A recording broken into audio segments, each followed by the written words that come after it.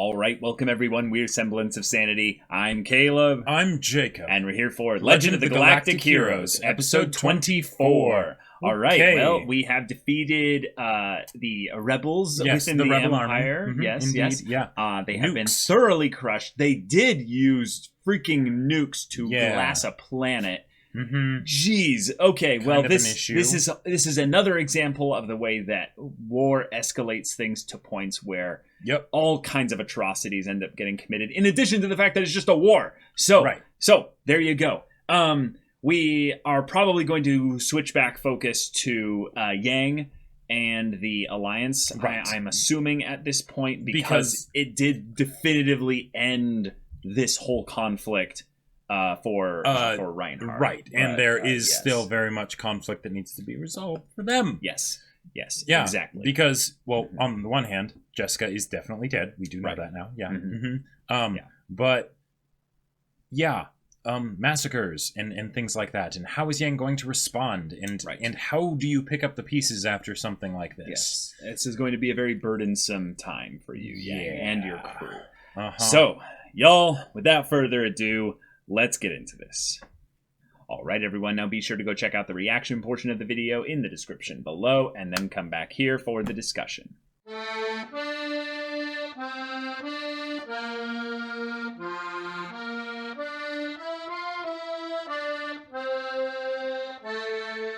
All right. The coup is over. The coup is officially over on both sides, and for 24 episodes through, that's rather aptly timed. And now we're on to the next stage of this journey. Yep. With lots of potential complications in order. Yes. So how do we want to do this? What do we want to talk about first? So I think the biggest thing to talk about quickly is just how Yang maneuvered this situation here. Just specifically Yang's actions. So Yang basically acknowledges, okay, they need this this Artemis necklace in order to feel secure. Yep. We will basically learn from history and use massive chunks of ice with like engines starship size. Put onto them. Well, no. They encased. Oh, you're saying that they put an engine surrounded by ice, or I thought they took entire ships, and surrounded them with ice. Maybe it was entire ships. That would probably be the faster way to do it. Yeah, right. And then they remotely just sent them into. Yep.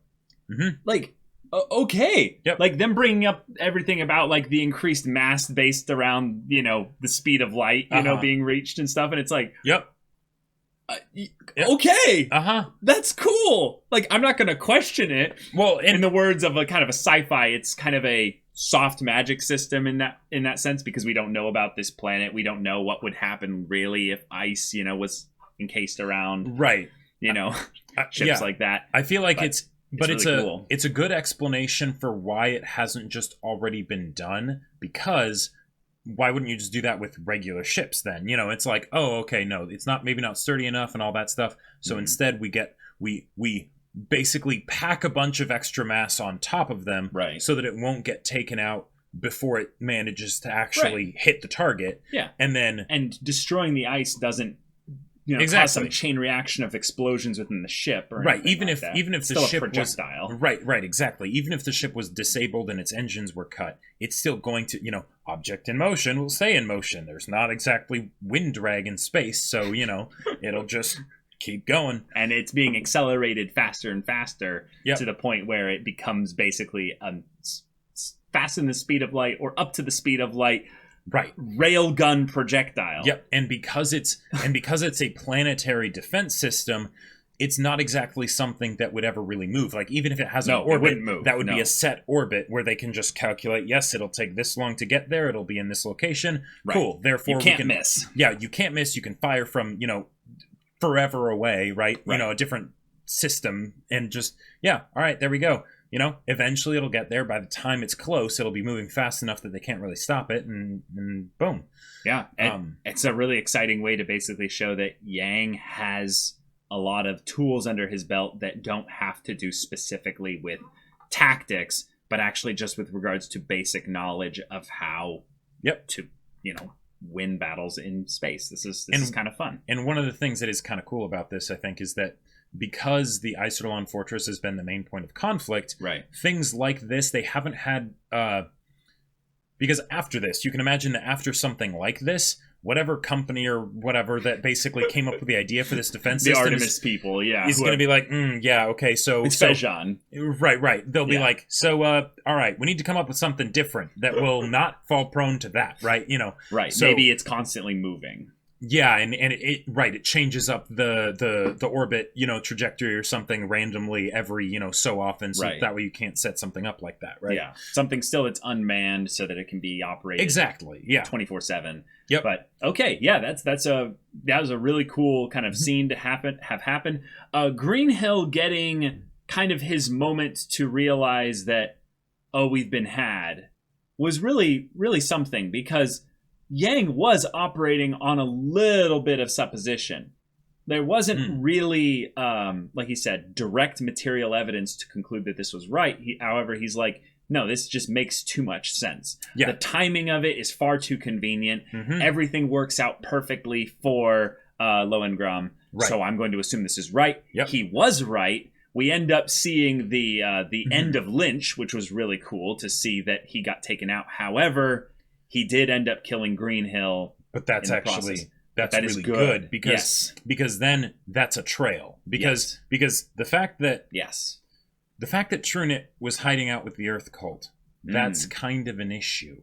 Because then if it's ever discovered that the Earth Cult was part of what helped instigate this coup, then it's a cold trail, but it is a trail. It is a trail. Yeah, and the whole thing of them sending, you know, like Greenhill's body, you know, to be autopsied and everything, they're going to find out very quickly that he did not kill himself. Right. And then it's, what happened and all of that stuff. And there's all kinds of other things, too, that while they might specifically find a way to make it look like Greenhill killed himself, like maybe there will be something that they tried to do. I don't think that'll work. Yeah, exactly. No, it's not going to work. So the question is, from there, will they be able to deduce the connection? And if so, what character makes the most sense to kind of go on that kind of subplot?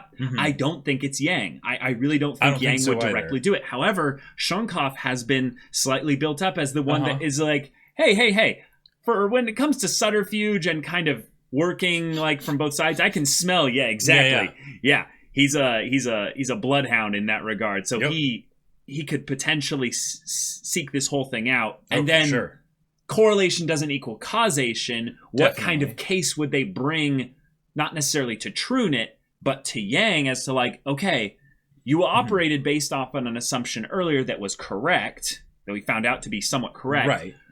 This one is something where the Earth Cult is potentially tied to the grander conflict in a way that is a bit worrisome. And Trunicht has ties with them in some ways. How do you want to proceed here? Because we need to be, you know, above the law. Or no, we're not above the law, is my point. So we need to figure out a way in order to maneuver here properly. Right.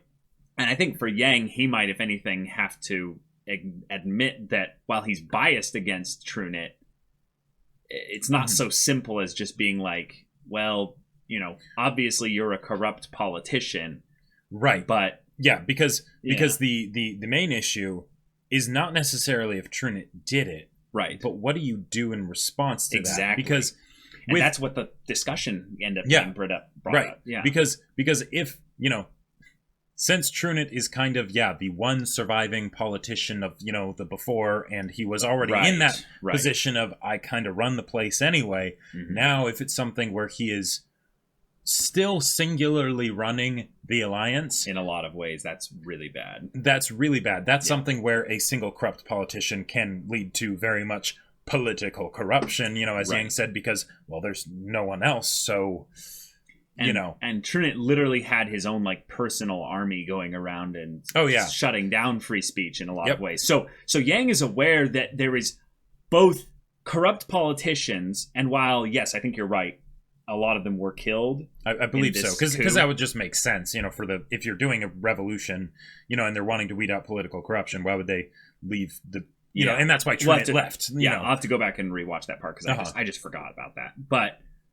Also, the difference between that and political corruption, which is are we in such a good scene. Are we in a point, though, within the Alliance where political corruption is going to flourish even more? Or is it just going to take a little bit of a breather as people adjust? I would actually assume in some ways, because the Alliance is probably about to get attacked, but it's not going to be attacked in a very similar way. Like, they're not just going to throw everything at the Isolon Fortress. Right. Because they know what the Isolon Fortress is capable of. What's the way in which the Alliance is going to maybe in some ways unify in a good way for now? To, kind of protect themselves against the Empire, but could lead to too much power being isolated, more of the Trunicht stuff that we'd had before. But more something in which Yang almost kind of has to go along with it. Well, because he needs to protect the Alliance, right? Well, and that's the interesting thing, is because, like, okay, a country needs people to lead it, right? Especially in a time of war. If you have no leadership, the enemy will take advantage of that, and then you will get taken out, right? Right. So if Yang ever does get to the point where he feels like Trunicht needs to be removed, right? He either needs to very quickly set something up as a substitute, or he needs to then take his place, kind of, and just hope he does a better job, right? Until that point where he gets the alternative set up, right? Because he might not be willing to wait on the terms of politicians running out, because there's a very real chance with regards to the way Trunicht has it set up that he's been in power already for a long time. And he could continue to be in power depending on how they have their war, politics set up. Yep. And it could go very much into a, Caesar kind of situation. So that's that. That's a whole thing there. Now, rest in peace, Greenhill.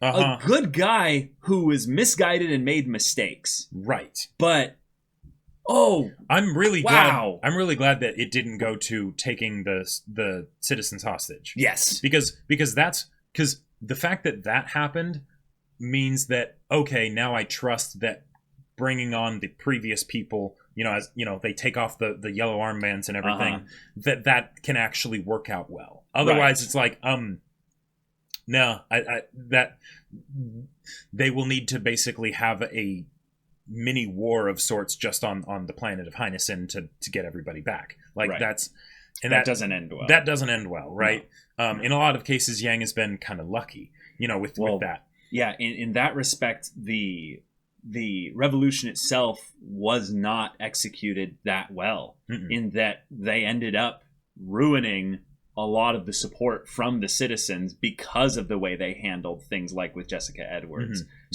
Good old fellow Christian that goes in and just But that's a part of the discussion that was had between the remaining member of the NMSC and Yang, is that they became despots. They became the very thing that they swore to. The prequel memes abound. You become the very thing you swore to destroy. Yeah. And it's like, that's something that needs to be addressed here, is that they were trying to destroy something that might have been something worthy of being destroyed. But if you're going to do it this way, I don't care about your intent. Right. Look at the results, dude. And what I do appreciate is, at the very least, it was a not an I see that now kind of a thing, but we lost. Well, at the very least, given the fact that we did this awful thing, please try and take advantage of it, given that we were trying to go after a good thing, even if the way we were doing it was all wrong. Right. And he wasn't even willing to admit that. He just basically said, this was our justice and we did it. Yep. And Yang's like, God, the things people do in the name of their justices, Right. And it's that's so true. That's so true. What I'm really worried about, though, this is what I'm worried about. Okay. So we had a tragedy on both sides, right? Yes. With the glassing of the planet on the Empire side, and then Jessica and that whole massacre on the Alliance's side. Yep. Now, one of the things that Trunicht has kind of developed a reputation for is taking politicizing tragedies. Yep. And I get the feeling that's going to happen again. Yes. And I could see, in some ways, him jumping on this was the Empire, see? Because it's actually like really helpful for his cause to continue to militarize things and go, yes, those people were fools. So in order to keep that from ever happening again, if anyone ever speaks out against the Alliance in any way. Right, or just against not destroying the Empire, let's I think that was where we were already at. But I'm talking about the next level, which is anything that goes against the Alliance in any way possible. Right. And then they just start to define that as being a whole bunch of things. Basically what the NSMC did, Right, yeah. Right. Mm-hmm. But instead have it be the cult thing of where you have you watch your own neighbors back kind of thing.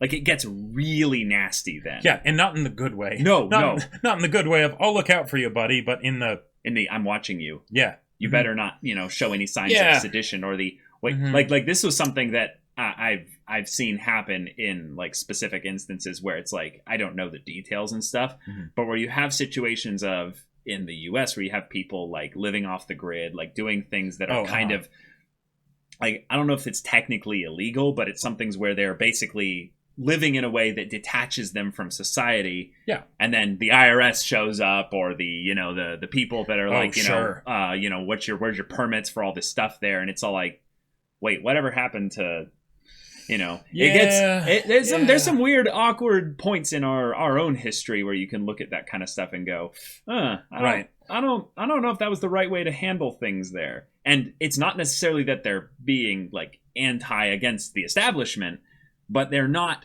giving their all for their country. Well, and that's the scary thing, is that if that can happen during peacetime, how much more can that happen during war? Not like, and not, we're talking not play back now war. to Legend of Galactic. Yeah. But like when 150 years they've been fighting in this war, right? Yep. A lot of things get excused during wartime. Frederica getting some development here. I could see her becoming, in some ways, a different military version of Jessica Edwards, because, Jessica having passed, the idea that she would want to hold the memory of her father in her heart because she loved this man. She loved him.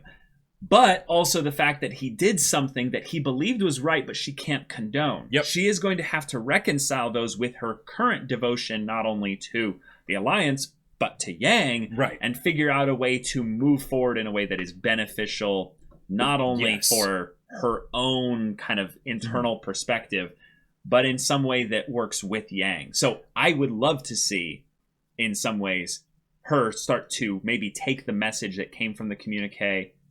And this is something I wanted to clarify here. Was she there when the guy messaged Yang and had the speech there? Because she might have left at that point, and I'm not sure. No, yeah. She was there. She's right there by his side. Okay, right, because it makes sense, because that's where they found out that Greenhill had killed himself. Yes, exactly. So there are jokes I want to make. Don't let our deaths be in vain.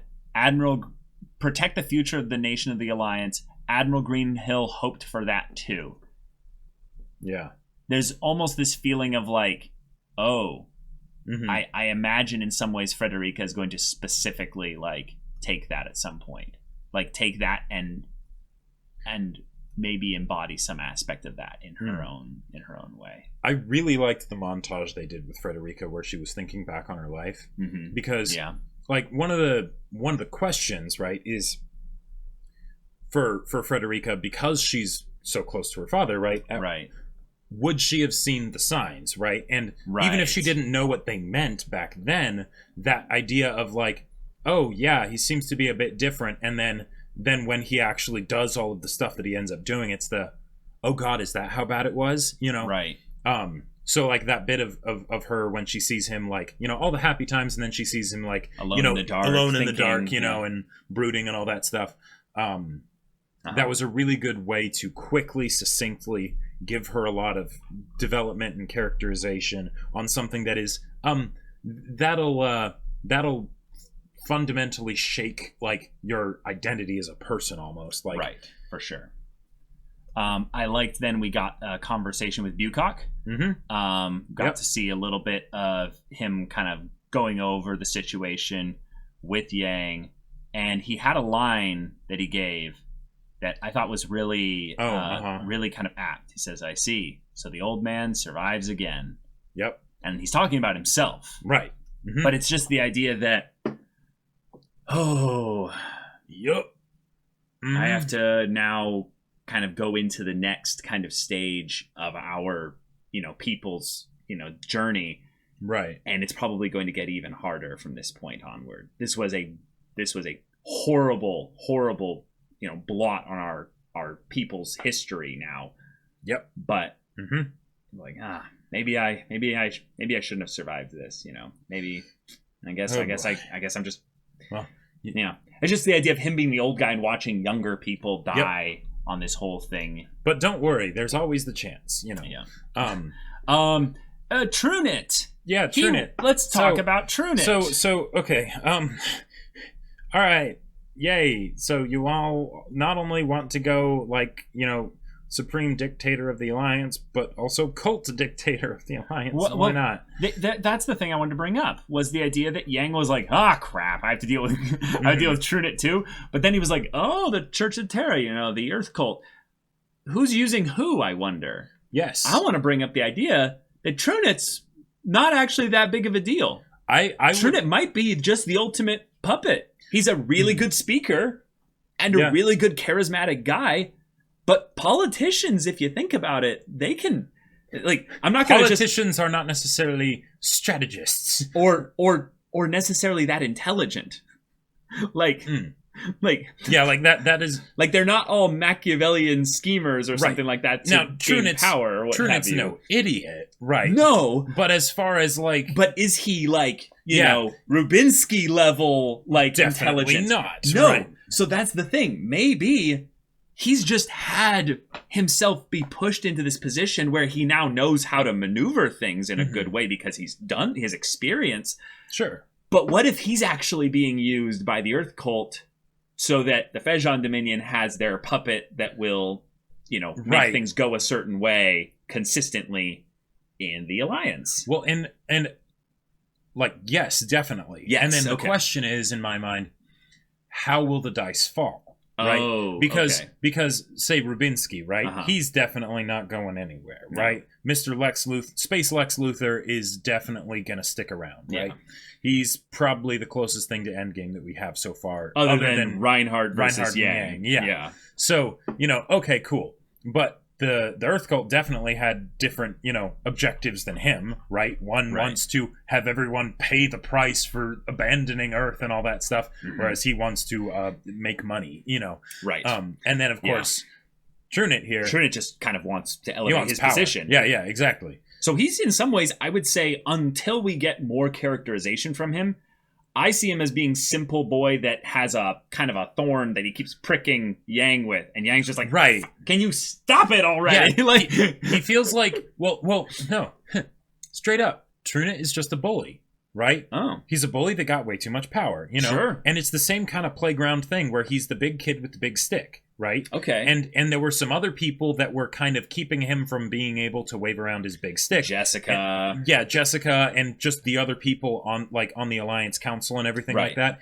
And now they've been gotten rid of, and now theoretically he shouldn't have too many people to oppose him other than maybe Yang, unless a whole new council gets elected. Exactly. Things kind of go in a specific way that makes it more democratic. But he can probably keep that from happening. He's kept things going his way pretty well when there were other people there as well. True. Now that he's kind of the main figurehead, probably. Right.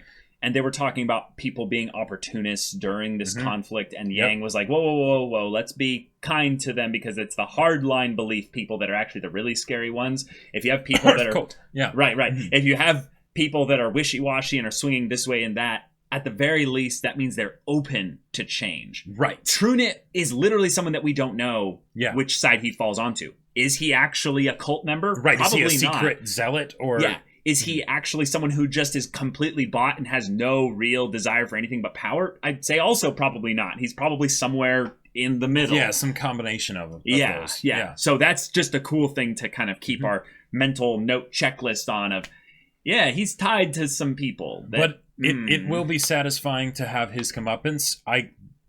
In sort of a twisted way, I kind of hope that it gets worse before then, so that the comeuppance can be more satisfying. You know, because I want to see him. Because right now he's high on victory, right? You know, sure. Yes, this is my moment. I survived, and I also planted someone within the whole thing. Like there was a point where he said something along the lines of like, "I am the leader of this nation." That was not this episode, though. Oh, it wasn't? No. When he was talking to oh, no, he Julian. said, I'm the head of the government. I'm the head of the government, right? That was like... that's just a fact, though. Yes, That's definitely. not him gloating, necessarily. Right. But the idea of, like, I'm the head of the government, and, oh, yeah, the arms and legs and everything, they're gone. Well, yeah, but that's a great point, though. If we had basically the president, you know, get found after the U.S. got invaded or something like that, it would be like, oh, good, we got the president. Then it'd be like, okay, let's connect them back with the vice president, you know, members and seat of Congress, House of Representatives. Oh, Congress has all been executed during a revolution. Oh, okay. Yeah. You know. So that's why next few episodes involving the Alliance, they need to kind of give us a little bit of an understanding of where things how are they going to move forward on that front politically. So there's that. Mercatz is here, though. Yeah. Mercatz is here, man. And it's fast. It's happening. Yep. He's been inducted in. He will probably be, in some way, someone that works with people like Shunkhoff, you know? People that are, you know, Imperials that will, will Mercatz just get his own fleet? Will Mercatz be someone where he becomes like a bridge member for Yang? I'm just really excited for him to be having conversations with Yang, like the ones we just had. I will say, though, given that Trunicht is here now, Yang should be, theoretically, his next opponent, kind of, if he can't manipulate him, because he does need to defeat the Empire, but Yang has a lot of power now, too, so that could potentially be a problem. And a lot of popularity, and I could see Mercatz coming over to Yang's side if Yang trusts him too much, that Trunicht could try and use that as a way of, like, can we really trust this Yang guy who works with people from the Empire? Works with people from the Empire. You know, that's just that's going to be a plot point. And we know that the Empire, you know, no, they kept that a secret. But you know, if it gets out, then it's like, and the Empire instigated this coup. You know, right. I think that will be a plot point eventually. But it's depending on how much real power he gives Mercatz within the Alliance, you know, fleet, and how much power Trunicht's able to take for himself, and But hey, this whole thing is resolved, and we're about to go back to Galactic War. So, y'all, thank you so much for watching this episode's reaction and discussion. If you want to see the next episode's reaction and discussion right now, though, go check out the link in the description below for our Patreon. You can get on early access there. You can watch full-length timer reactions there, and all this comes with Discord access, so you can chat with us and the community there about this show, about anime in general, and you can also talk with Jacob about the sci-fi novel that he wrote. I did a thing. It's called Battle Lines. It's a sci-fi novel. It's really cool, and it's on Amazon. Link in the description down below. Yeah, so if any of that interests you, we'll see it there. But until then, we're Semblance of Sanity. I'm Caleb. I'm Jacob. And we'll see you all next time.